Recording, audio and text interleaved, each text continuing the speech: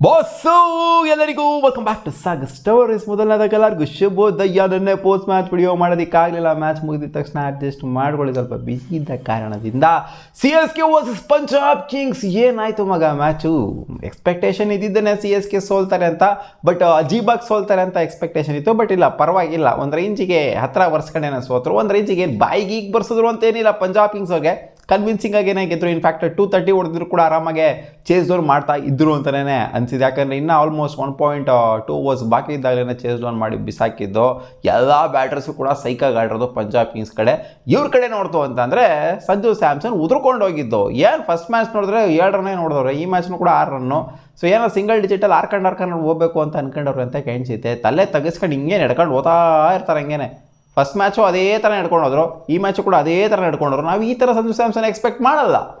ನಾವು ಯಾವ ಥರ ಸಂಜು ಸ್ಯಾಮ್ಸನ್ ಎಕ್ಸ್ಪೆಕ್ಟ್ ಮಾಡ್ತೀವಿ ಅಂತಂದರೆ, ವರ್ಲ್ಡ್ ಕಪ್ ಫೈನಲಲ್ಲಿ ರಾಜಿಸಿದ್ರಲ್ಲ ಆ ಥರ ಸಂಜು ಸ್ಯಾಮ್ಸನ್ ಎಕ್ಸ್ಪೆಕ್ಟ್ ಮಾಡ್ತೀವಿ. ನಾನು ಹೇಳಿದ್ದೆ, ಸಂಜು ಸ್ಯಾಮ್ಸನ್ ಆಡಿದ್ರು ಅಂತಂದರೆ, ಚೆನ್ನಾಗಿ ಆಡಿದ್ರು ಅಂತಂದರೆ ಮಾತ್ರ CSK ಗೆಲ್ಲುತ್ತೆ, ಇಲ್ಲ ಅಂದರೆ ಗೆಲ್ಲೋದಕ್ಕೆ ಸಾಧ್ಯನೇ ಇಲ್ಲ ಅಂತ. ಹೌದು, ಅವ್ರ ಪರವಾಗಿ ಬಂದ್ಬಿಟ್ಟು ಆಯುಷ್ ಮಾತ್ರ ಸಖತ್ತಾಗಿ ಪರ್ಫಾರ್ಮ್ ಮಾಡಿದ್ರು ಕೂಡ ಗೆಲ್ಲೋದಕ್ಕೆ ಆಗಲಿಲ್ಲ. ಇನ್ಫ್ಯಾಕ್ಟ್ ಆಯುಷ್ ಮಾತ್ರಗೆ 2 ಆಪರ್ಚುನಿಟಿ ಸಿಕ್ಕಿರುತ್ತೆ, ಅಂದರೆ ಲೈಫ್ ಸಿಕ್ಕಿರುತ್ತೆ. ಕ್ಯಾಚ್ಗಳನ್ನ ಡ್ರಾಪ್ ಮಾಡ್ತಾರೆ ಪಂಜಾಬ್ ಕಿಂಗ್ಸ್ ಅವರು. ಸೊ ಆದರೂ ಕೂಡ 100ಗೆ ಕನ್ವರ್ಟ್ ಮಾಡೋದಕ್ಕೆ ಆಗಲಿಲ್ಲ ಅವ್ರ ಕೈಲಿ, ಮತ್ತು ಔಟ್ ಆದರು. ಸೊ ಟಾಸ್ ಸೋತಂಥವ್ರು ಇಲ್ಲಿ CSK ಅವರು 2 ಮ್ಯಾಚನ್ನು ಕೂಡ ಟಾಸ್ನ ಸೋತಿದ್ದಾರೆ, ಮ್ಯಾಚ್ನು ಕೂಡ ಸೋತಿದ್ದಾರೆ. 2 ಮ್ಯಾಚ್ ಕೂಡ ಫಸ್ಟ್ ಬ್ಯಾಟಿಂಗ್ ಆಗ್ಬಿಟ್ಟು 2 ಮ್ಯಾಚ್ನ ಕೂಡ ಸೋತಿದ್ದಾರೆ. ಫಸ್ಟು ಮ್ಯಾಚಲ್ಲಿ ಹಂಗೆ ನೋಡೋಕೆ ಹೋಯ್ತು ಅಂದರೆ 127 ಹೊಡೆದಿದ್ರು, ಈ ಮ್ಯಾಚಲ್ಲಿ 200ನ ಕ್ಲಾಕ್ ಮಾಡಿದ್ರು. ಸೊ ಒಳ್ಳೆ ಬ್ಯಾಟಿಂಗ್ ಆಡಿದ್ರು ಅಂತಲೇ ಅನ್ಕೊಬೇಕು. ಫಸ್ಟ್ ಮ್ಯಾಚ್ನ ಕಂಪೇರ್ ಮಾಡ್ತು ಅಂತ ಅಂದಾಗ, ಸೊ ಡಿಫೆಂಡ್ ಮಾಡ್ತಾರಾ ಅಂತ ನೋಡ್ತು ಅಂತ ಅಂದಾಗ, ಹೌದು ಚೇಪಕಲ್ಲಿ ಡಿಫೆಂಡ್ ಮಾಡ್ಬೋದು, ಒಂದು ಒಳ್ಳೆ ಟಾರ್ಗೆಟ್ನ ಕಲೆ ಆಗ್ತು, 200 ಅಬೋವ್ ಕಲೆ ಆಗ್ತು ಅಂದರೆ. ಬಟ್ ಪಂಜಾಬ್ ಕಿಂಗ್ಸ್ಗೆ ಇರೋವಂಥ ಬ್ಯಾಟಿಂಗ್ ಯೂನಿಟಿಗೆ ತತ್ತರಿಸೋದ್ರು CSK ಅವರು. ಹೌದು, ಚೆನ್ನಾಗಿ ಚಚ್ಚಿ ರುಬ್ಬಿ ಗ್ರೈಂಡ್ ಗಾಣಕ್ಕೆ ಹಾಕೊಂಡು ಎಣ್ಣೆ ತೆಗೆದುಬಿಟ್ರು ಹಂಗೇನೆ ಪಂಜಾಬ್ ಕಿಂಗ್ಸ್ ಅವರು.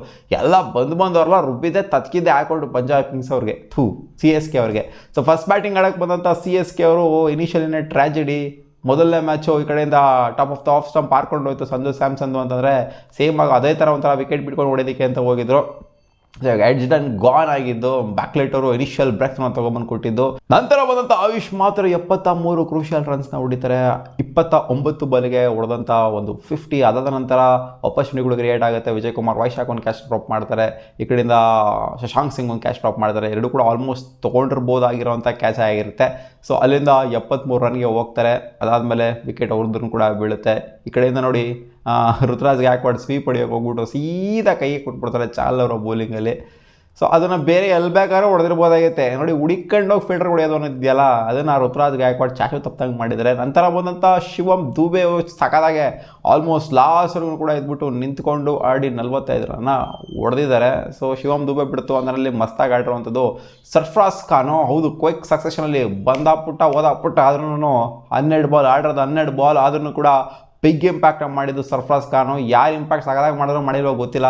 ಆಯುಷ್ ಮಾತ್ರ ಎಷ್ಟು ಮಟ್ಟಿಗೆ ಮಾಡಿದ್ರು ಅಥವಾ ಶಿವಮ್ ದೂಬೆ ಎಷ್ಟು ಮಟ್ಟಿಗೆ ಮಾಡಿದ್ರು ಅಂತ. ಸರ್ಫ್ರಾಜ್ ಖಾನ್ ಅಂತೂ ಕ್ವಿಕ್ ಕ್ಯಾಮಿಯೋನ 12 ಬಾಲಿಗೆ 32ನ ಹೊಡೆದ್ಬಿಟ್ಟು ಟಕ ಟಕ ಟಕ ಅಂತ ನೋಡಿ. ಪ್ರಿಯಾಂಶ್ ಅವ್ರು ಯಾವ ಥರ ಆಡಿದ್ರು, ಸೊ ಅದೇ ಥರ ಇವ್ರನ್ನೂ ಕೂಡ ಆಡಿದ್ದು. ಬಂದಾಪುಟ್ಟ ಓದಾಪುಟ್ಟ ಅದನ್ನು ಪಟ ನಂಗೆ ಬರ್ತಾ ಇರಬೇಕು ಸ್ಕೋರು ಅಂತ ನಾಯಿಗೆ ಚಚ್ದಂಗೆ ಚಚ್ಚಿದ್ದು. ಸೊ ವಿಜಯ್ ಕುಮಾರ್ ವೈಶಾಖ್ ಅವರು ಕಡೆಗೆ ಅವ್ರ ವಿಕೆಟ್ ಎದ್ದಿದ್ರು.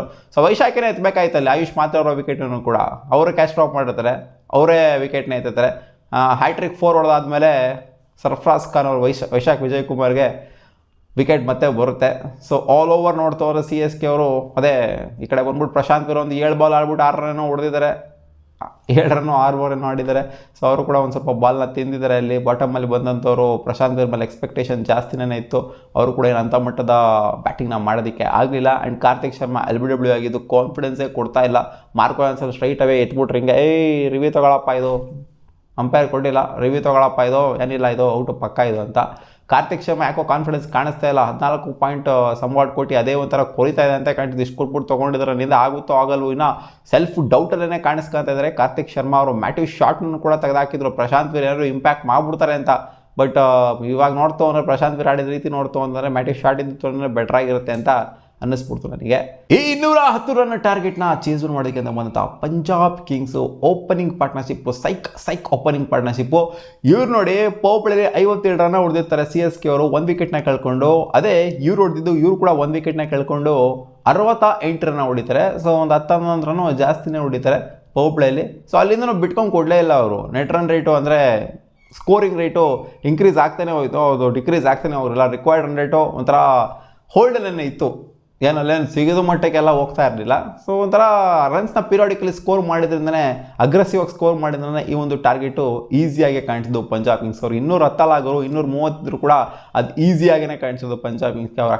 ಅವ್ರು ಆಡೋಂತಹ ಕ್ವಾಲಿಟಿ ಆಫ್ ಬ್ಯಾಟಿಂಗ್ ಆ ಥರ ಇತ್ತು. ಪ್ರಿಯಾಂಶ್ ಆರ್ಯ ನೋಡಿ ಬಂದು ನಜ್ಜಿ ಪೋಪಳಲ್ಲಿ ಸಿಕ್ಸು ಹಂಗೆ ಡಮಾಲ್ ಡಿಮಿಲ್ ಯಾರು ಬರ್ತೀರಾ ಬರ್ರೋ ನನ್ನ ಮಕ್ಕಳ ಅಂತ ನಾಯಿಗೆ ಚೆಸ್ತಂಗೆ ಚೆಸರು. 11 ಬಾಲಿಗೆ 39 ರನ್ನು ಮುಲ್ಲಾಜೆ ಕೊಡಲಿಲ್ಲ ಅಲ್ಲಿ. ಅದಾದ ನಂತರ ಅವ್ರು ಔಟ್ ಆದ ನಂತರ ಬೋಲ್ಡಾಗಿ ಹೋಗ್ಬಿಟ್ರು ಅವರು, ವಿಕೆಟ್ ಬಿಟ್ಕೊಂಡು ಹೊಡೆಯೋದಕ್ಕೆ ಹೋಗ್ಬಿಟ್ಟು. ಅವ್ರು ಔಟ್ ಆಗ್ತಾ ಇದ್ದಂಗೆ ಈ ಕಡೆಯಿಂದ ಪ್ರಭ್ಸಿಮ್ರಾನ್ ಸಿಂಗ್ ಹಾವಳಿ ಸ್ಟಾರ್ಟ್ ಆಯಿತು. ಸೊ ಅವರು ಕೂಡ ಒಂದು 40+ ರನ್ನ ಹೊಡೆದ್ರೆ ಅನ್ಫಾರ್ಚುನೇಟಾಗಿ ರನ್ಔಟ್ ಆಗಿಬಿಟ್ರು. 2ನೇ ರನ್ನ ತಗೊಳ್ಳೋದಕ್ಕೆ ಅಂತ ಹೋಗಿದ್ರು. ಒಳ್ಳೆ ಥ್ರೋ ಬಂತು, ರನ್ಔಟ್ ಆಗ್ತಾ ಇದ್ದಂಗೆ ಈ ಕಡೆಯಿಂದ ಯಾರು ರನ್ ಹೊಡೆದಿಲ್ಲ ಇವತ್ತು. ಕೂಪರ್ ಕಾನ್ಲ ಲಾಸ್ಟ್ ಮ್ಯಾಚ್ ನೋಡಿ ಅಷ್ಟು ಮಸ್ತಾಗಿ ಪರ್ಫಾರ್ಮ್ ಮಾಡಿದ್ರೆ, ಮ್ಯಾಚ್ ವಿನ್ನರ್ ಆದರು. ಈ ಮ್ಯಾಚ್ ಕೂಡ ಒಂದು 30+ ರನ್ಸ್ನ ಹೊಡೆದಿದ್ದಾರೆ. ಹೊಡೆಯೋಂಥ ಶಾಟ್ಗಳು ನೋಡಿ ಹೆಂಗೆ ಹೊಡಿತಾರೆ ಅಂತ, ತಿರ್ಕೊಂಡು ಪರ್ಕೊಂಡು ಮಲ್ಕೊಂಡು ಗಿಲ್ಕೊಂಡೆಲ್ಲ ಹೊಡಿತಾರೆ ಕೂಪರ್ ಕಾನ್ಲ ಈ ಶಾಟ್ನ. ಲಾಂಗ್ ಆಫಲ್ಲಿ ಅವರು ಕೂಡ ಔಟ್ ಆಗಿದ್ದು, ಅಟ್ಯಾಕ್ ಮಾಡೋಕೆ ಹೋಗ್ಬಿಟ್ಟು 6 ಹೊಡೆಯೋಕೆ ಹೋಗ್ಬಿಟ್ಟೇ ಔಟ್ ಆಗಿದ್ದು. ಏನೇನು ತಡೆದ್ಬಿಟ್ಟು ಆಡೋಕ್ಕೆ ಬೋಲ್ಡ್ ಆಗಲಿಲ್ಲ. ಲಾಂಗ್ ಆಫಲ್ಲಿ ಅವರು ಕೂಡ ಅಂಶುಲ್ ಕಂಬೋಜ್ ಬೌಲಿಂಗಲ್ಲಿ ಕ್ಯಾಚ್ ಕೊಟ್ಬಿಟ್ಟು ಔಟ್ ಆಗ್ತಾರೆ 30+ಗೆ. ಈ ಕಡೆ ಶ್ರೇಯಸ್ ಅಯ್ಯರ್ ರನ್ನೇ ಬಾಲಿಗೆ ತಗೊಂಬಂದು ನಿಲ್ಲಿಸ್ಬಿಡ್ತಾರೆ ಮ್ಯಾಚ್ನ. 50 ರನ್ ಹೊಡಿತಾರೆ ನಜ್ಜಿ. 50 ರನ್ ಹೊಡಿತಾ ಇದ್ದಂಗೆ ರನ್ನೇ ಬಾಲಿಗೆ ಬಂದ್ಬಿಡುತ್ತೆ.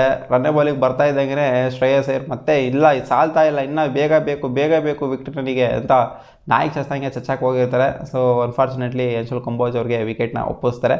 ಅವ್ರು ಔಟ್ ಆದ ನಂತರ ವದೇರಾ ಅವರು ಔಟ್ ಆಗಬಾರ್ದಾಗಿತ್ತು. ಸೊ ಅವರು ಕೂಡ ಔಟ್ ಆಗ್ತಾರೆ ಅನ್ಫಾರ್ಚುನೇಟಾಗಿ, ಕೈ ಕೊಟ್ಬಿಟ್ಟು 30 ಯಾರ್ಡ್ಸಲ್ಲೇ. ಸೊ ಅದಾದ ನಂತರ ಇನ್ನೇನಲ್ಲಿ ಮಾರ್ಕಸ್ ಸ್ಟಾಯ್ನಿಸ್ ಜೊತೆಗೆ ಶಶಾಂಕ್ ಸಿಂಗ್ ಅವರು ಫಿನಿಷ್ ಮಾಡ್ಕೊಂಡು ಕೊಡಬೇಕಾಗಿತ್ತು. ಇಬ್ಬರು ಕೂಡ ಕಡಕಾಗೆ ಫಿನಿಷ್ ಮಾಡ್ಕೊಂಡು ಕೊಟ್ಟರು ಅಷ್ಟೇ, ಬೇರೆ ಏನೂ ಇಲ್ಲ. ಒಟ್ಟಲ್ಲಿ ಶ್ರೇಯಸ್ ಅಯ್ಯರ್ ಕೊಟ್ಟಂಥ ಕ್ವಾಟ್ಲೆ ಏನಿದೆ ಅಂದರೆ ಅವ್ರು ಹೊಡೆದಂಥ ಫುಲ್ ಶಾಟ್ ಏನಿದೆ, ಈ ಸೈಕಾಗಿ ಹೊಡೆದ್ರು ಇವರು ನೋಡಿ. ಇಂಜುರಿಯಿಂದ ಕಮ್ ಬ್ಯಾಕ್ ಮಾಡಿದ್ದಾರೆ ಅಂತಲೇ ಅನ್ಸೋದಿಲ್ಲ. ಎಂಥ ಪ್ಲೇಯರು ನಮ್ಮ ಶ್ರೇಯಸ್ ಅಯ್ಯರು. ಫಸ್ಟ್ ಮ್ಯಾಚ್ ಅಷ್ಟು ಇಂಪಾಕ್ಟ್ ಮಾಡೋಕ್ಕಾಗಲಿಲ್ಲ, ಬಟ್ ನೋಡಿ ಸೆಕೆಂಡ್ ಮ್ಯಾಚು ತೋರಿಸಿದ್ರು ನಜ್ಜಿ ನಾನು ಮ್ಯಾಚ್ ವಿನ್ನರ್ ಹೋಗಿರು ಅಂತ. ರನ್ನೇ ಬಾಲಿಗೆ ತೊಗೊಂಬಂದು ನಿಲ್ಲಿಸ್ಬಿಟ್ರು ಮ್ಯಾಚ್ನ ಖಲೀಸಾಗೆ. ಬಟ್ ಅದೇ ಆಬ್ವಿಯಸ್ಲಿ 39 ರನ್ ಅಗ್ರೆಸಿವ್ ಆಗಿ ಹೊಡೆದಂಥ ಪ್ರಿಯಾಂಶ್ ಆರ್ಯ ಆಗಿರ್ಬೋದು, ಆ್ಯಂಡ್ 40+ ರನ್ಸ್ನ ಸೈಕಾಗಿ ಹೊಡೆದಂಥ ಪ್ರಭ್ಸಿಮ್ರಾನ್ ಸಿಂಗ್ ಆಗಿರ್ಬೋದು, ಕೂಪರ್ ಕಾನ್ಲ ಆಗಿರ್ಬೋದು, ಇವರಾಗಿರ್ಬೋದು ಶ್ರೇಯಸ್ ಅಯ್ಯರು. ಸೊ ಎಲ್ಲರೂ ಕೂಡ ಮೆಚ್ಕೊಳ್ಳೇಬೇಕು. ಆ್ಯಂಡ್ ಲಾಸ್ಟ್ ಆಬ್ವಿಯಸ್ಲಿ ಮಾರ್ಕಸ್ ಸ್ಟಾಯ್ನಿಸ್ ಮತ್ತು ಇವರು ಫಿನಿಷ್ ಮಾಡ್ಕೊಂಡು ಕೊಟ್ಟರಲ್ಲ ಶಶಾಂಕ್ ಸಿಂಗ್ ಅವರು. ಸೊ ಅಲ್ಲೂ ಕೂಡ ಕ್ರೂಷಿಯಲ್ ಆಗಿದೆ, ಯಾಕಂದರೆ ಫಿನಿಷ್ ಮಾಡ್ಕೊಂಡು ಕೊಡೋದು ಇಂಪಾರ್ಟೆಂಟು, ತಂದು ನಿಲ್ಸೋದಲ್ಲ, ರನ್ನೇ ಬಾಲಿಗೆ ತಂದು ನಿಲ್ಸೋದಲ್ಲ. ಅದಕ್ಕಿಂತ ಇಂಪಾರ್ಟೆಂಟು ಫಿನಿಷ್ ಮಾಡ್ಕೊಂಡು ಕೊಡೋದು. ಫಿನಿಷೇ ಮಾಡಿಲ್ಲ ಅಂತಂದರೆ ಅವರು ಗೆದ್ಬಿಡೋರಾ. So all over clinical performance ಮಗ CSK ಅವರು ವರ್ಸ್ಟೆಸ್ಟ್ ಆಟನ ಅಂತ ಹೇಳ್ತಿದ್ದೆ ನಾನು ಫಸ್ಟ್ ಇನ್ನಿಂಗ್ಸಲ್ಲಿ. ಬಟ್ ಇವತ್ತೇನು ವರ್ಸ್ಟೆಸ್ಟ್ ಆಟ ಏನು ಆಡಿಲ್ಲ, ಡೀಸೆಂಟ್ ಆಟನ ಆಡಿದ್ದಾರೆ. ಬಟ್ ಆದರೂ ಮ್ಯಾಚ್ನ ಸೋತಿದ್ದಾರೆ, 2-2 ಉಣ್ಕೊಂಡು ಹೋಗಿದ್ದಾರೆ. ಎಲ್ಲಿದ್ದೀರಪ್ಪ CSK ಫ್ಯಾನ್ಸ್ಗಳು, ಏನರ ಹಿಂಗೆ ಆಡ್ತಾವ್ರೆ CSK ಅವರು. ಇನಿಷಿಯಲಿ ಹಿಂಗೆ ಇನ್ನು ಹೋಗ್ತಾ ಇನ್ನು ಹೆಂಗೋ ಮತ್ತೆ ಸಿಗುವ ಮುಂದಿನ ಹೊಡೆದಲ್ಲಿ ಗಾಯ್ಸ್.